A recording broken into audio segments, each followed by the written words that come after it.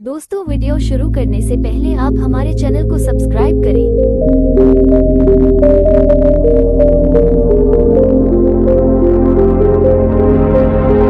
मनसा गांव में एक लोहार राम गोपाल रहता था।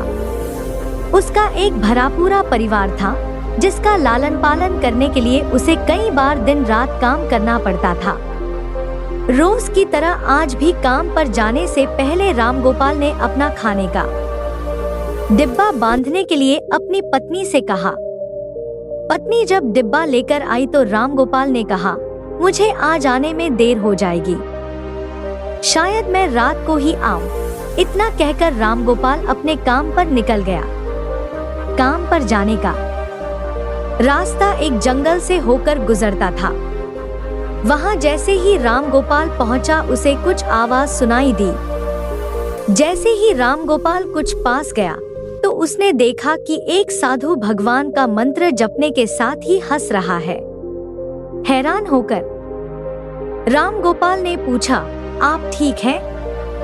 उस साधु को राम गोपाल नहीं जानता था, लेकिन साधु ने एकदम से उसका नाम लेकर कहा, आओ राम गोपाल बेटा, मैं तुम्हारा ही इंतजार कर रहा था।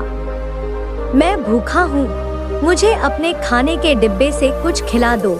बाबा से अपना नाम सुनकर राम गोपाल हैरान था, लेकिन उसने कोई सवाल नहीं किया और सीधा अपना खाने का डिब्बा निकालकर उन्हें दे दिया। देखते ही देखते बाबा ने राम गोपाल का सारा खाना खा लिया। उसके बाद उस साधु ने कहा, बेटा, मैं तो सारा खाना खा गया, अब तुम क्या खाओगे? मुझे माफ करना। राम गोपाल ने कहा, कोई बात नहीं बाबा, मैं काम के लिए बाजार जा रहा हूँ, तो मैं वहीं कुछ खा लूंगा। यह सुनकर उस साधु ने राम गोपाल को खूब आशीर्वाद दिया और भेंट के तौर पर एक हथौड़ा दे दिया। राम गोपाल ने कहा, आपका आशीर्वाद काफी है, मैं इस हथौड़े का क्या करूँगा? इसे आप ही रखिए।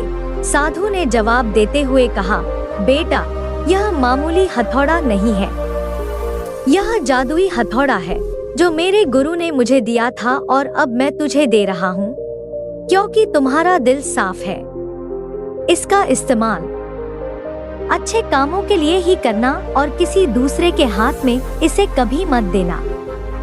इतना कहकर वह बाबा वहाँ से अदृश्य हो गए। राम गोपाल अपने हाथों में हथौड़ा लेकर बाजार काम करने के लिए चला गया। औजार बनाने से पहले उसके दिमाग में आया कि आज इसी हथौड़े से लोहा पीटता हूँ। जैसे ही उसने लोहे पर हथौड़े से चोट मारी वो सीधा औजार बन गया। दूसरी चोट में लोहे के बर्तन बन गए। राम गोपाल समझ गया कि यह सही में जादुई हथौड़ा है। वो जो बनाने की सोच के साथ लोहे पर चोट मारता, लोहा सीधा वही बन जाता।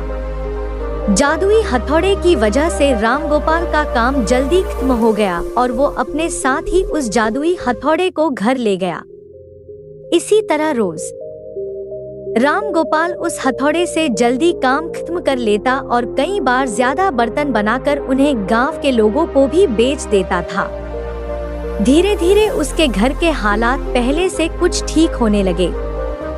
एक दिन गांव का मुखिया उसके घर आया और बोला, हम गांव वालों को शहर जाने में बहुत ज्यादा समय लगता है, क्या तुम अपने हथौड़े से गांव और शहर के बीच आने वाला एक पहाड़ तोड़ने में मदद करोगे? इससे बीच में एक सड़क बना लेंगे और गांव से शहर का सफर आसान और छोटा हो जाएगा। मुखिया की बात सुनकर राम गोपाल ने उस जादुई हथौड़े से उस पहाड़ को तोड़ दिया। मुखिया और गांव के लोग बहुत खुश हुए और उसे खूब शाबाशी दी। पहाड़ तोड़ने के बाद घर लौटते समय लोहार के मन में हुआ कि इस जादुई हथौड़े से मेरा काम जल्दी हो जाता है, लेकिन कुछ ज्यादा फायदा तो हो नहीं रहा है। इसी सोच में डूबे हुए लोहार घर जाने की जगह दुखी होकर जंगल की तरफ चला गया। उस जंगल में वही साधु बाबा लोहार को दोबारा दिखा। लोहार ने उन्हें अपने मन की सारी बातें बता दी। साधु ने कहा, इसका उपयोग सिर्फ औजार और बर्तन बनाने व पहाड़ तोड़ने तक सीमित नहीं है। इससे तुम अपने मन का कुछ भी बना सकते हो और किसी भी कठिन चीज को आसानी से तोड़ सकते हो। राम गोपाल ने अच्छे से साधु बाबा से उस जादुई हथौड़े को इस्तेमाल करने का तरीका सीखा। उसके बाद राम गोपाल ने बहुत धन कमाया। आज राम गोपाल एक अमीर आदमी बन गया है। अभी भी वो जब भी जरूरत महसूस होती है उस जादुई हथौड़े का इस्तेमाल कर लेता है। कहानी से सीख, चाहे कोई वस्तु हो या दिमाग, इनका इस्तेमाल पूरी तरह से करना चाहिए। साथ ही अपने पास मौजूद सामान का मोल समझना जरूरी है। व्यर्थ हताश होने से काम नहीं बनता।